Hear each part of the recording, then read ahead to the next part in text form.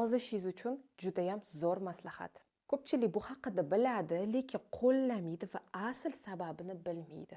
Mana qorningiz ochadi-ku, endi ochishini sezasiz va nimadir yeb olsamikin deb his-tuyg'u bo'ladi-ku. O'sha paytda shundoq borasizda, bir stakan iliq suv ichasiz. Bu qanaqadir organizmni aldash yoki boshqasi emas. Shunchaki bizning organizmda mana och qorin ochishi va suvsizlanish, ya'ni chanqash holatlari bo'ladi va ko'p holatlarda biz bu holatlarni adashtiramiz-da. Suvsizlanamiz, lekin qornim ochdi deb o'ylaymiz.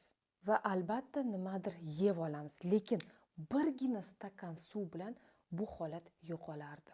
Natijada qornimiz och bo'lmasa-da, ortiqcha narsa yeb olamiz, ana o'shandan semiramiz. Shuning uchun ham suv haqida unutmang. Bugunoq bu narsani sinab ko'ring va fikringiz bilan bo'lishing.